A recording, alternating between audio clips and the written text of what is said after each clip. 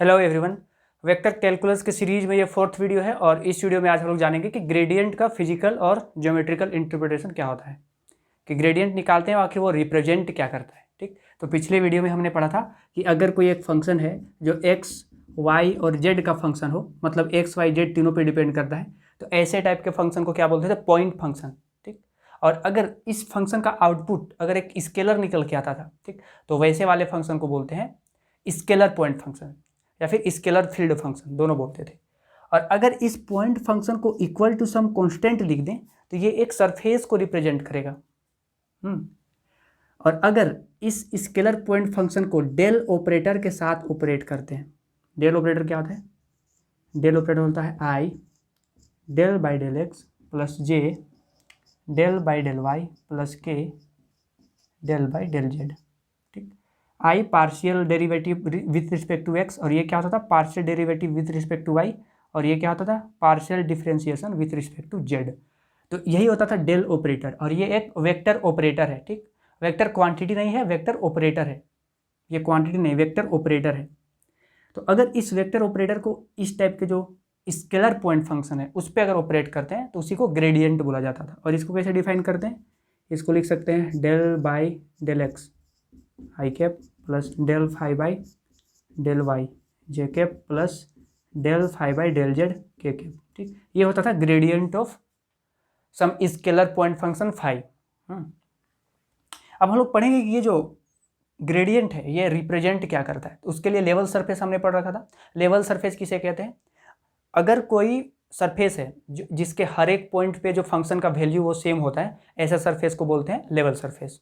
जैसे अगर सपोज करें कि ये जो है ये एक सरफेस को रिप्रेजेंट कर रहा, और ये सरफेस कुछ इस तरीके से मान लेते हैं ये कोई एक सरफेस है जो इस फंक्शन का सरफेस है। ये अगर इस सरफेस के हर एक पॉइंट पे मान लेते हैं एक पॉइंट P है, एक पॉइंट Q है, एक पॉइंट R है, एक S है, ऐसा बहुत सारा पॉइंट होगा। तो अगर इस फंक्शन का वैल्यू हर एक पॉइंट पे सेम मिले, इस पॉइंट पे भी A मिल रहा, इस पॉइंट पे भी A, इस पॉइंट पे भी A, इस पॉइंट पे भी A, अगर इस टाइप का कोई सरफेस है, ठीक, जिसके हर एक पॉइंट पे जो फंक्शन का वैल्यू हो वो सेम हो, तो ऐसे सरफेस को लेवल सरफेस बोला जाता है। जैसे equi potential surface. Equi potential surface किसे कहते हैं? ऐसा सरफेस जिसके हर एक पॉइंट पे पोटेंशियल सेम होता है। ठीक ना, जैसे अगर बीच में सेंटर में कोई अगर चार्ज रख दें, ठीक, और अगर कोई इस टाइप का कोई स्फेयर है, स्फेयर कंसिडर करें कि एक स्फेयर है, ठीक ना, जिसका कि रेडियस r है। तो हम लोग पढ़े हैं ना कि किसी रेडियस कोई डिस्टेंस में पॉइंट चार्ज की वजह से जो पोटेंशियल होता है वो इस तरह से डिनोट करते हैं, इस फॉर्मूला के अकॉर्डिंग डिटरमाइन कर देते हैं। ठीक, अगर किसी पॉइंट पे पॉइंट चार्ज की वजह से पोटेंशियल फाइंड आउट करना पड़ता था, तो उसके लिए ये फॉर्मूला यूज़ करते थे। क्लास 12 में ये पढ़ रखा है। तो अगर इस पॉइंट चार्ज की वजह से r डिस्टेंस पे अगर हम मान लेते हैं पोटेंशियल फाइंड आउट करना चाहें, तो मान लेते हैं v है, तो इसके हर एक पॉइंट पे, क्योंकि ये डिस्टेंस भी r हो जाएगा क्योंकि ये तो रेडियस है ना, तो यहाँ भी पोटेंशियल सेम हो जाएगा, यहाँ भी पोटेंशियल सेम हो जाएगा, यहाँ भी पोटेंशियल सेम हो जाएगा। यानी कि इस पॉइंट चार्ज की वजह से इस पूरे सरफेस में हर एक पॉइंट पे पोटेंशियल सेम होगा। तो इस टाइप के जो सरफेस होते हैं ना, इसको बोलते हैं लेवल सरफेस। ठीक, अब हम लोग समझते हैं कि जो ग्रेडियंट ऑफ फाई होता है, ग्रेडियंट ऑफ फाई वो रिप्रेजेंट क्या करता है। तो उसके लिए कंसीडर करते हैं दो लेवल सरफेस। ठीक,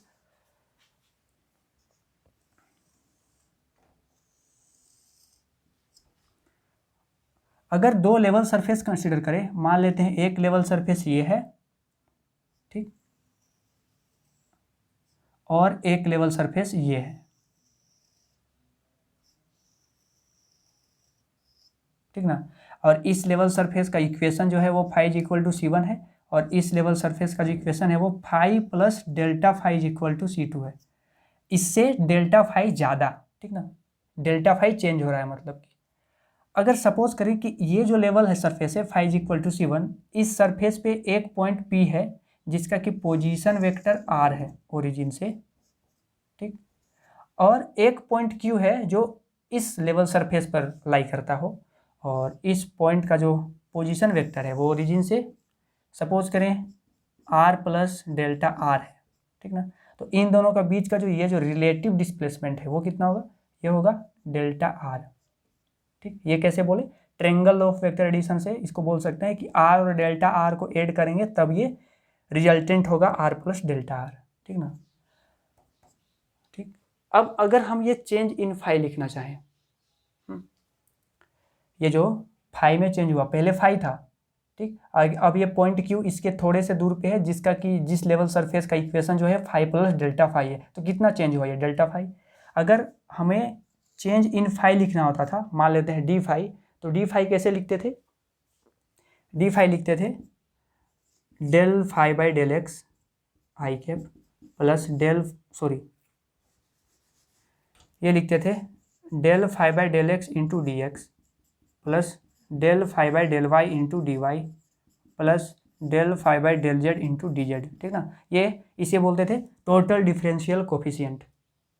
अब इसी तरह से अगर हम चेंज इन फाई लिखें, डेल्टा फाई लिखना चाहें, तो इसको कैसे लिख सकते हैं, इसको लिख सकते हैं del phi by del x into d x delta x plus del phi by del y into delta y plus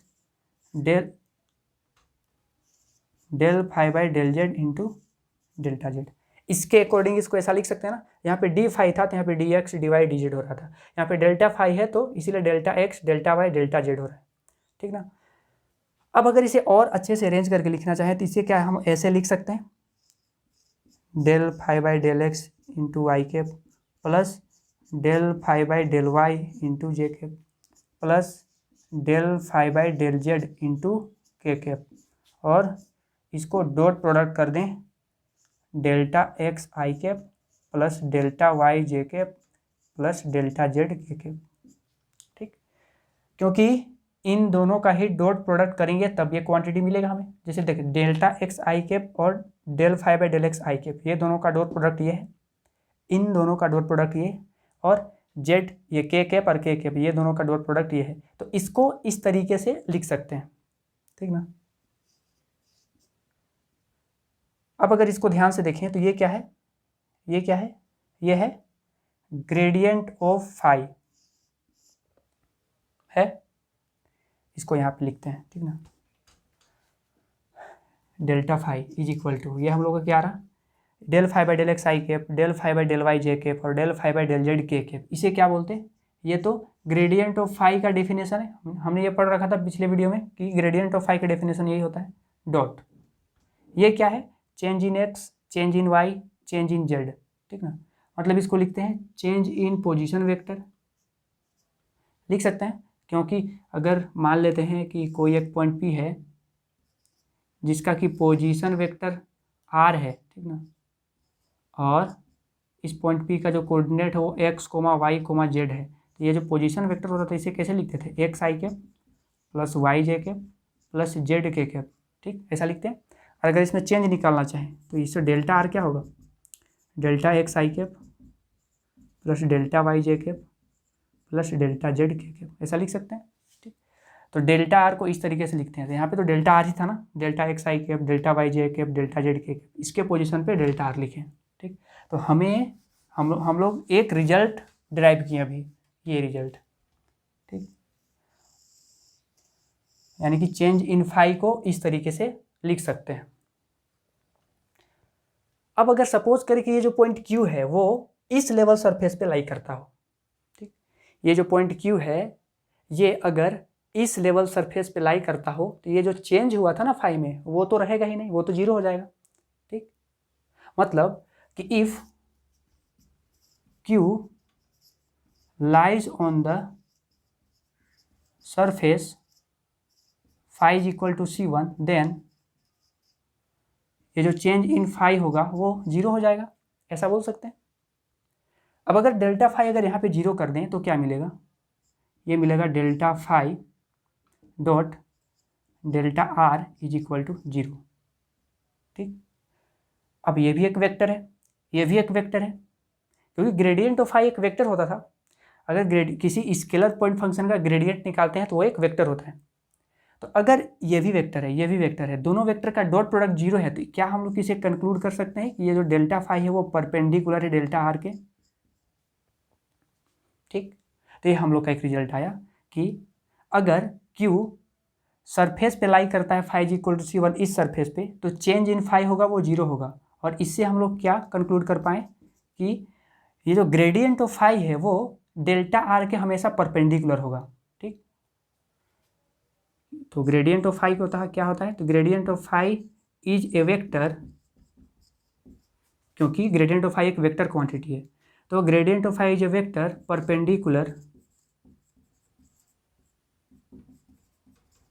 perpendicular to every delta are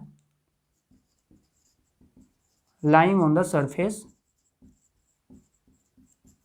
कौन सा surface, phi is equal to C1 वाला surface. ठीक ना, इसका मतलब क्या है, इसका मतलब ये हुआ कि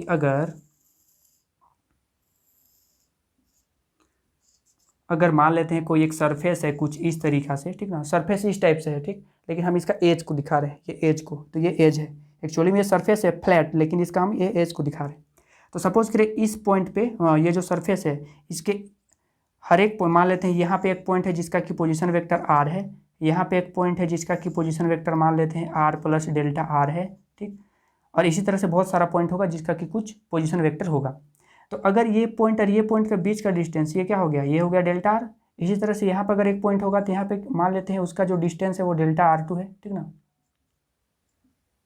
तो यहाँ पे क्या बोल रहा है कि जो ग्रेडियंट ऑफ फाई होगा वो किसी पॉइंट पे अगर फाइंड आउट करेंगे तो वो परपेंडिकुलर होगा हर एक डेल्टा आर के लिए। ठीक, मतलब कि अगर इस पॉइंट पे अगर हम ग्रेडियंट फाइंड करेंगे तो इस डेल्टा आर के लिए ये ग्रेडियंट फाई क्या होगा, इस पॉइंट पे परपेंडिकुलर होगा। ठीक, अगर हम इस पॉइंट पे फाइंड आउट करना चाहें कि ग्रेडियंट ऑफ फाई क्या होगा, तो ग्रेडियंट ऑफ फाई वेक्टर होगा जो कि इस पॉइंट पे भी क्या होगा, परपेंडिकुलर होगा। ठीक, अगर सिमिलरली इस पॉइंट पे फाइंड आउट करना चाहें तो इस पॉइंट पे भी जो होगा ग्रेडियंट ऑफ फाई क्या होगा, परपेंडिकुलर होगा।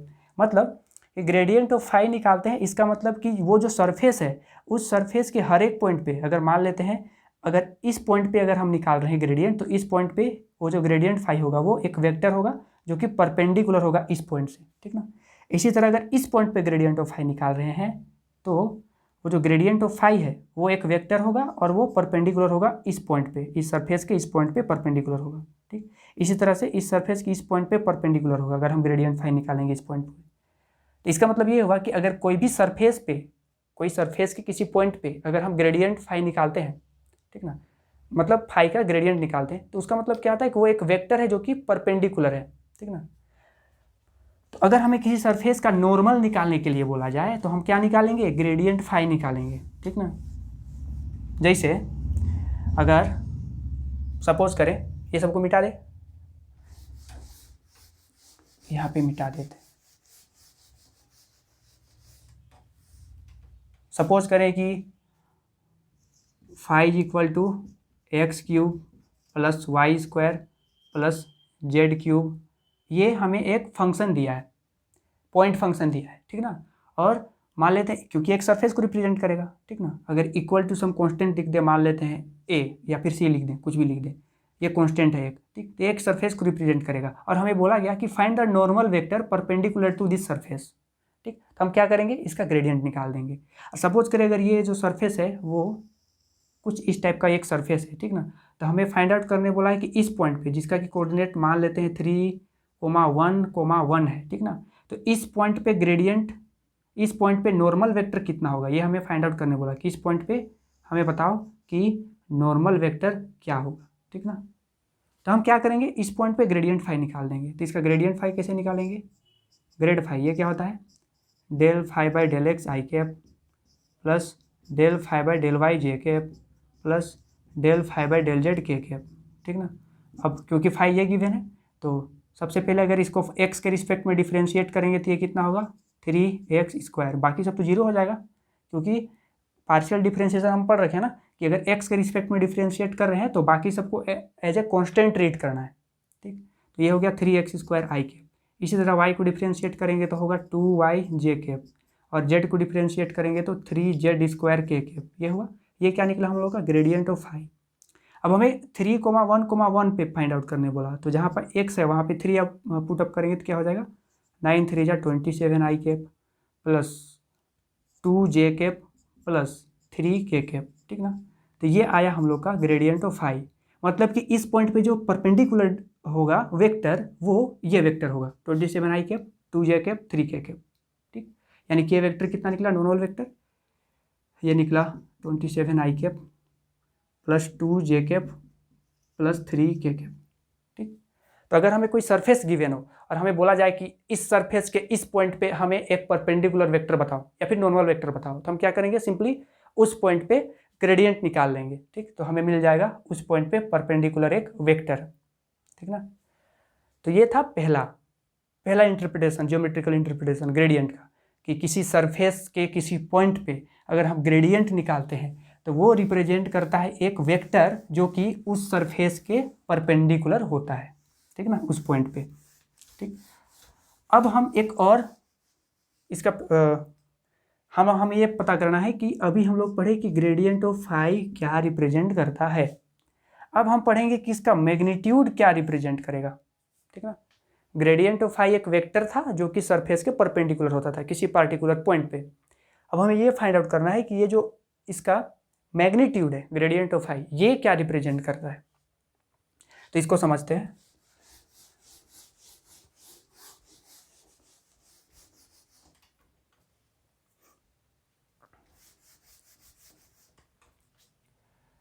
तो इसको और अच्छा से बनाते हैं ना।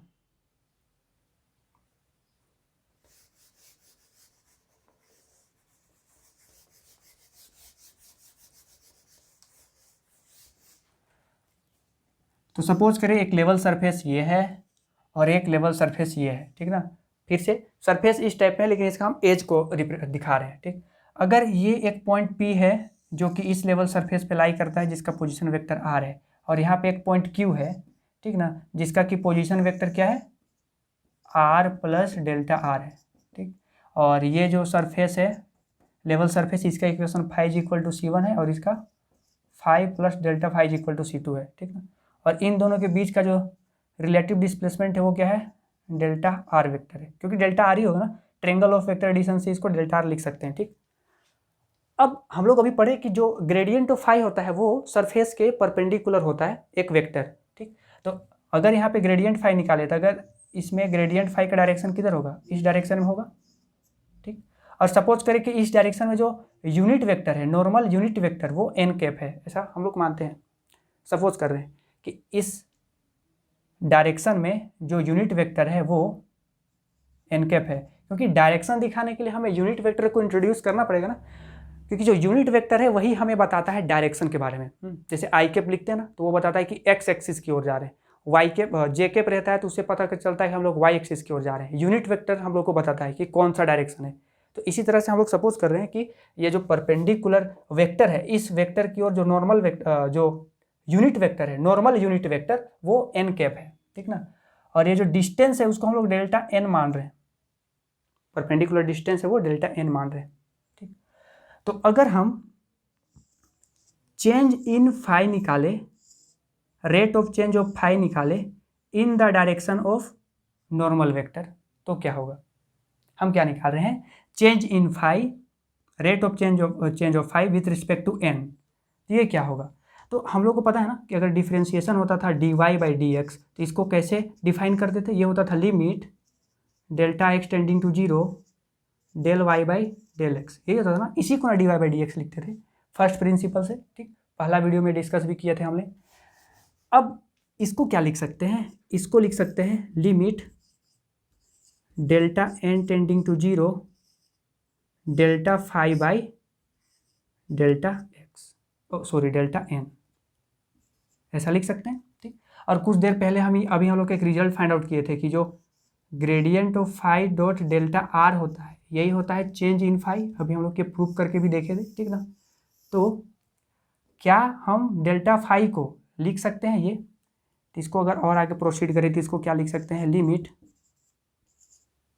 Delta n tending to 0, delta phi को क्या लिख सकते हैं, gradient of phi dot d r, यानी कि इसको लिख सकते हैं gradient of phi dot d r vector divided by delta n. ठीक ना, अच्छा, अगर हम ग्रेडियंट ऑफ फाई को लिखना चाहें, ये तो एक वेक्टर है ना, तो वेक्टर किसे कहते हैं, जिसका कि मैग्नीट्यूड हो, ठीक, और जिसका डायरेक्शन भी हो। तो इसका डायरेक्शन कितना है, एन कैप है। ठीक, क्योंकि डायरेक्शन कौन बताता है, यूनिट वेक्टर बताता है ना। तो अगर ये एक वेक्टर है तो इसको लिख सकते हैं ना मैग्नीट्यूड और डायरेक्शन के इस फॉर्म में, ठीक। तो यहाँ पे यही यूज करेंगे हम लोग, क्या लिखते हैं, delta phi magnitude into n cap, ये लिखते हैं इसके जगह में। तो ये क्या हो जाएगा, ये हो जाएगा limit delta n tending to 0, इसको क्या लिख सकते हैं, इसको लिख सकते हैं magnitude of phi dot n cap into, ये डॉट नहीं है ये इंटू है, into delta r vector divided by delta n, ये लिख सकते हैं, ठीक ना। अगर इसको और आगे सोल्व करना चाहें तो यह इसको क्या लिख सकते हैं, इसको लिख सकते हैं लिमिट, इसको ऊपर लिखते हैं, ठीक ना, यहाँ पे लिखते हैं हम लोग का ये del phi by del n, ये कितना होगा, ये होगा limit delta n tending to 0,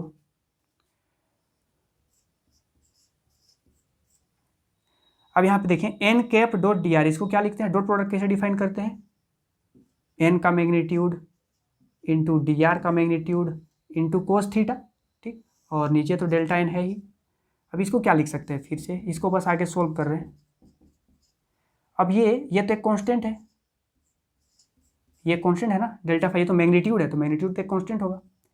अब ये जो एन वेक्टर है, एन कैप है, ये तो यूनिट वेक्टर था ना, तो इसका मैग्नीट्यूड तो 1 हो जाएगा, तो वो 1 हो गया। अब डेल्टा आर कोस थीटा, इसको क्या बोलेंगे, अगर सपोज करें कि इन दोनों का बीच का जो एंगल है वो थीटा है, तो delta R cos theta, delta R cos theta को क्या लिखेंगे, डेल्टा एन लिखेंगे, क्योंकि अगर, ठीक, यहाँ पे मान लेते हैं थीटा है, और अगर ये मान लेते हैं ए कोई एक वेक्टर है, ए वेक्टर है, ठीक ना, तो इसको क्या लिखेंगे, सपोज करें अगर ये मान लेते हैं पी है, पी वेक्टर है, ठीक, या फिर पी है सिंपली, तो पी को क्या लिखेंगे, पी को लिखेगा ना डेल्टा क्यू कोस थीटा, इसको लिख सकते हैं क्यू कोस थीटा, इसका कंपोनेंट इस साइड में कितना है, तो इसी तरह से यहाँ पे डेल्टा आर कोस थीटा को क्या लिख सकते हैं, डेल्टा एन लिख सकते हैं। तो डेल्टा आर कोस थीटा को क्या लिखेंगे, डेल्टा एन लिखेंगे, और नीचे वैसे ही डेल्टा एन है। तो अगर डेल्टा एन कैंसिल कर देंगे तो इसका आंसर कितना आएगा, magnitude of gradient of phi, और ये क्या था, हम लोग क्या निकाल रहे थे, ये change of phi in the direction of normal, ठीक ना, ठीक। तो इसका मैग्नीट्यूड क्या रिप्रेजेंट करता है, इसका मैग्नीट्यूड रिप्रेजेंट करता है rate of change of phi in the direction of normal vector, ठीक ना। तो हम दो चीज़ पढ़े, एक चीज़ क्या, एक चीज़ ये जाने कि अगर ग्रेडियंट ऑफ फाई निकालते हैं किसी स्केलर पॉइंट फंक्शन का, तो वो क्या रिप्रेजेंट करता है कि वो जो स्केलर पॉइंट फंक्शन है वो एक सरफेस को रिप्रेजेंट करता है, और अगर हम उस स्केलर पॉइंट फंक्शन के किसी भी पॉइंट पे ग्रेडियंट निकालते हैं तो वो एक वेक्टर होता है जो कि उस सरफेस के उस पॉइंट के परपेंडिकुलर होता है, ठीक ना। और इसका मैग्नीट्यूड क्या बताता है, इसका मैग्नीट्यूड बताता है कि जो फाई है वो नॉर्मल वेक्टर के डायरेक्शन में कितना रेट से, कितना ज़्यादा से चेंज कर रहा है, वो इसका मैग्नीट्यूड बताता है, ठीक। ये था सेकेंड इसका ज्योमेट्रिक फिजिकल इंटरप्रिटेशन, ठीक ना। अब हम पढ़ते हैं डायरेक्शनल डेरिवेटिव।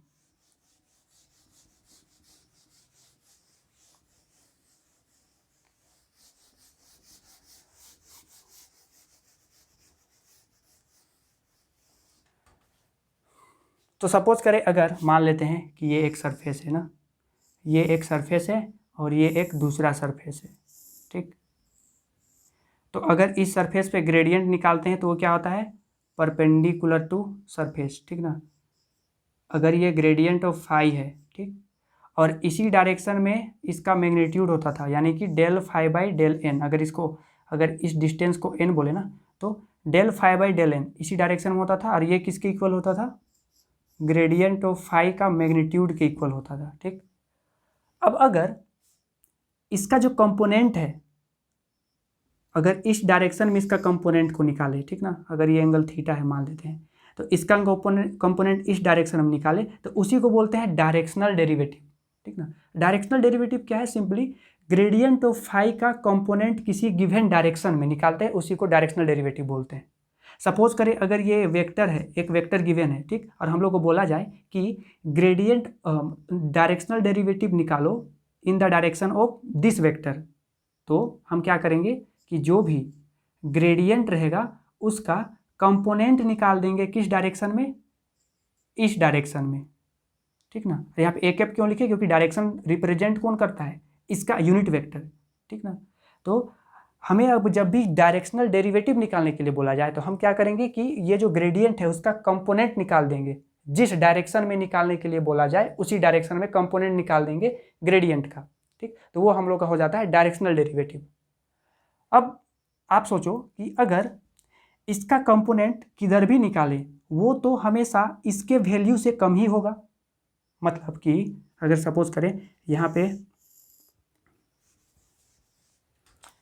अगर मान लेते हैं कि यहाँ पे एक बॉक्स है ना जिसका कि मास m है, ठीक ना, और कोई पर्सन इधर फोर्स लगा रहा है F हॉरिजॉन्टल से थीटा एंगल पर, ठीक ना।